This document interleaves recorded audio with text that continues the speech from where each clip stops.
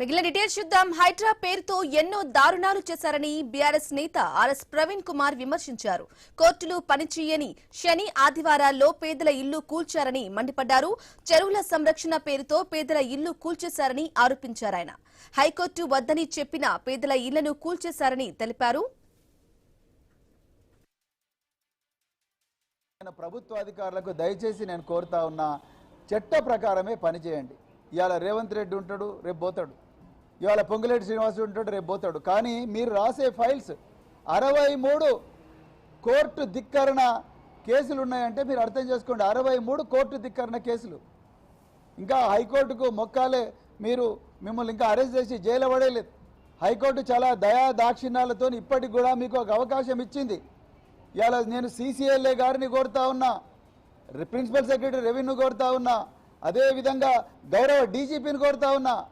మీరు ఏకపక్షం కాబోతున్నారు, ఏకపక్ష నిర్ణయాలు తీసుకుంటున్నారు. రేవంత్ రెడ్డి ఎక్కడ అక్రమ కేసులు పెట్టమంటే అక్కడ అక్రమ కేసులు పెడతా ఉన్నారు. హైడ్రా వాళ్ళు కంచా గచ్చిబౌలికి పోతే 400 మంది పోలీసులను పెడతారు. హైడ్రా వాళ్ళు బహదూర్పురాకు పోతే 1000 మంది పోలీసులను మొబిలైజ్ చేస్తారు.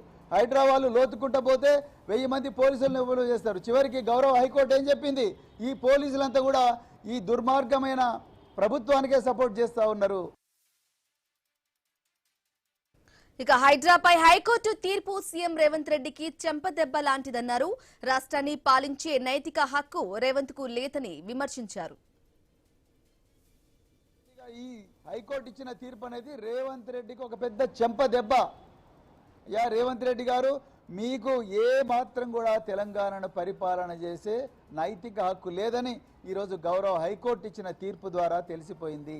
ఎవరైనా 1,00,000 మంది పోలీసులున్న ఈ రాష్ట్రంలో, అదేవిధంగా ఆ రాష్ట్రానికి హోంమంత్రి అయిన మీరు, గౌరవ హైకోర్టు ఈ స్థానిక పోలీసులు ఎవరు కూడా ఈ తెలంగాణ ధన మాన ప్రాణాలను కాపాడలేరు.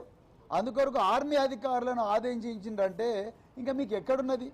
అసలు మీకు నైతిక హక్కు ఎక్కడున్నది? Where is your moral right to secure the lands of properties of people of Telangana? Revanth Reddy గారు